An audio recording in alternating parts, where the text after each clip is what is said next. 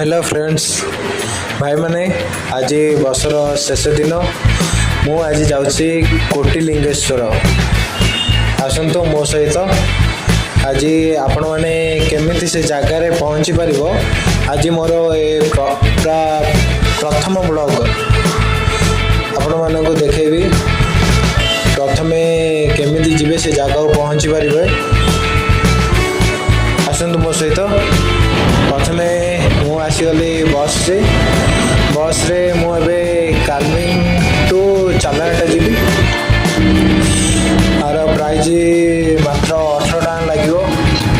18 लगे चालाहाट पर्यंत जीवाई आपण मानू एवं मु आसीगली आमर चालाहाट मेट्रो स्टेशन तो मेट्रो स्टेशन रो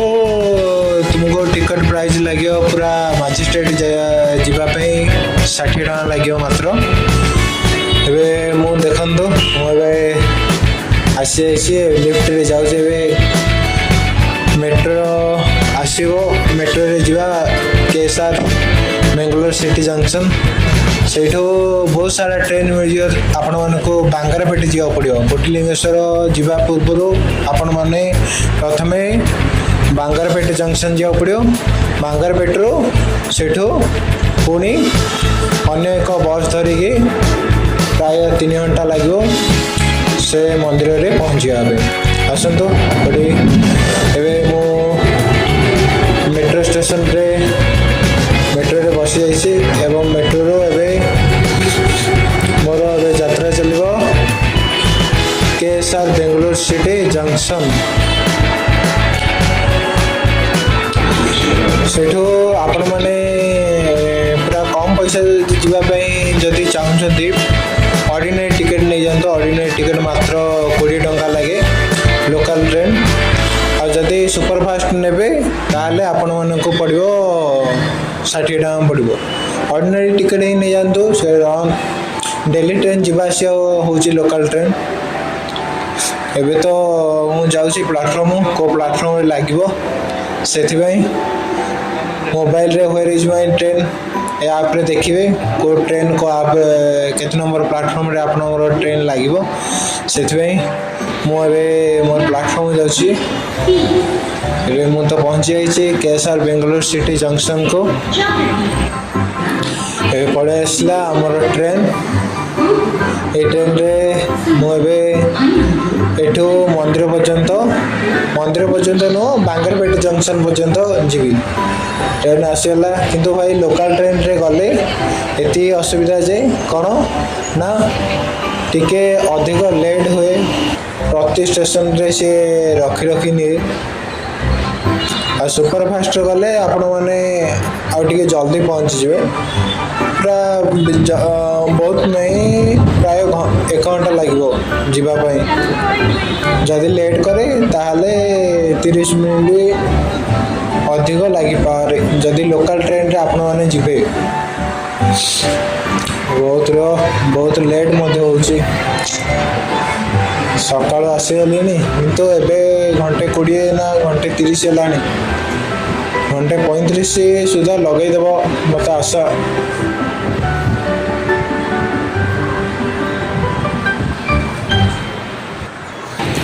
एबे मु ट्रेन रो प्लाटफॉर्म रे लगी जाइए बांगारपेट जंक्शन रू मु एबे बाहर आसी जाइए आपण मैंने होटेल जब जी बोले सेयार जब जी बोले आपण मानक 30 टका लगे जदि आप बस रे जीवाले 25 टका लगे देखो मु बर्तमान पहुँची जाइए कोटिलिंगेश्वर कोटिलिंगेश्वर रखिबार कारण यह कि पूरा गोटे शिवलिंग अच्छी समस्ते कहती और जहाँकर भी जो भक्तर भी मनोकामना पूरण हुए से माने एठारे शिवलिंग मंदिर को दान करती एठारे स्थापित करती देखो मंदिर स्टार्टिंग रो पूरा इन पर्यंत पूरा तुम चारि पाखर खाली शिवलिंग ही शिवलिंग दिने ना दिने बेंगलोर गोटे ट्रिप दिने ना दिने निश्चय आसवे बुलवे और महादेव कृपा लाभ करेंगे। ଦେଖିବାକୁ ଗଲେ ମନ୍ଦିର ବହୁତ ମୋତେ ଖାସ୍ କରି ବହୁତ ଭଲ ଲାଗିଲା।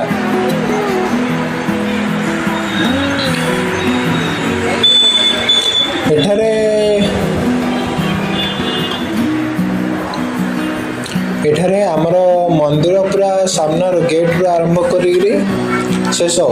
ଶେଷ ପର୍ଯ୍ୟନ୍ତ ବା ଚାରି ପାଖରେ ଦେଖନ୍ତୁ ପୁରା ଚାରି ପାଖରେ ଖାଲି ଶିବଲିଙ୍ଗ, ଛୋଟରୁ ଆରମ୍ଭ କରି ଛୋଟ ବଡ଼ ସବୁ ଲାଇନ୍ ଅନୁସାରେ ଏଠି ସଜାଯାଇଛି। ଏଠି କହିବା ଅନୁଯାୟୀ ଯେଉଁ ଭକ୍ତଙ୍କର ଇଚ୍ଛା ଯଦି ମନୋକାମନା ପୂରଣ ହୁଏ ସେମାନେ ମଧ୍ୟ ଏଠାରେ ଶିବଲିଙ୍ଗ ସ୍ଥାପନ କରିଛନ୍ତି ଏବଂ ତା ତଳେ ମଧ୍ୟ ଏଠାରେ ସେ ଭକ୍ତଙ୍କର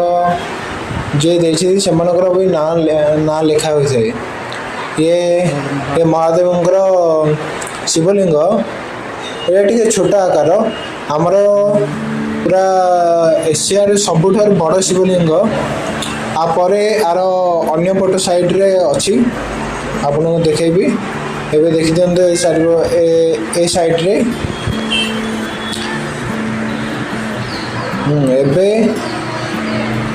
ଏବେ ଆସିଗଲି। ଏ ବଡ଼ ଶିବଲିଙ୍ଗ ହେଉଛି ଆମର ପୁରା ପ୍ରାୟ 108 ଫୁଟ, ଯାହାକି ଆମର ଏସିଆର ଶିବଲିଙ୍ଗ ସବୁ ଶିବଲିଙ୍ଗ ମଧ୍ୟରେ ଏଇଟା ୱାର୍ଲଡ 1 ନମ୍ବରରେ ଅଛି ବୋଲି ମୁଁ ଶୁଣିବାକୁ ମଧ୍ୟ ପାଇଛି।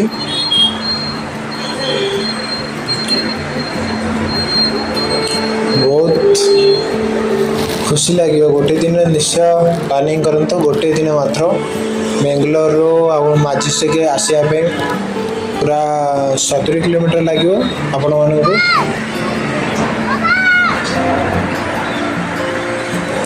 ବହୁତ ଲୋକ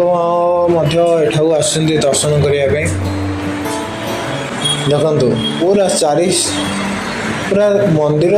ଚତୁଃପାର୍ଶ୍ୱ ପୁରା ଚାରି ପାଖରେ ଛୋଟ ବଡ଼ ସବୁ ଜାଗାରେ ଖାଲି ଆପଣମାନେ ଶିବଲିଙ୍ଗ ହିଁ ଦେଖିବା ପାଇଁ। ସେଥିପାଇଁ ଏହାର ନାମ କୋଟିଲିଙ୍ଗେଶ୍ୱର ରଖାଯାଇଛି। ଆଉ ମନ୍ଦିର ଭିତରେ ଆପଣମାନେ ଶିରିଡ଼ି ସାଇ ମନ୍ଦିର, ଆଉ ଶନିଦେବଙ୍କ ମନ୍ଦିର, ଶିବ ପାର୍ବତୀଙ୍କ ମୂର୍ତ୍ତି, ଆଉ ତିରୁପତି ବାଲାଜୀ, ଏପରି ବହୁତ ମନ୍ଦିର ମଧ୍ୟ ଭିତରେ ଦେଖିବାକୁ ମିଳିବ। ତାର ଫଟୋ ମଧ୍ୟ ମୁଁ ରଖିନି, ଆପଣମାନଙ୍କୁ ମୁଁ ଫଟୋ ସାଇଡ଼ରେ ଏଡ଼ିଟ୍ କରିବା ପାଇଁ ଚେଷ୍ଟା କରିବି ନେକ୍ସଟ ଭିଡ଼ିଓରେ, ନହେଲେ ମୋର ଅନ୍ୟ ସର୍ଟ ଭିଡ଼ିଓରେ ଦେଖିପାରିବେ। ମୁଁ ଅନ୍ୟ ମନ୍ଦିରର ମଧ୍ୟ ଫଟୋ ଉଠେଇଛି, ତାର ଭିଡ଼ିଓ ରେକର୍ଡ଼ିଂ ନେଇନି, ଆପଣମାନେ ଚାହିଁଲେ ଦେଖିପାରିବେ।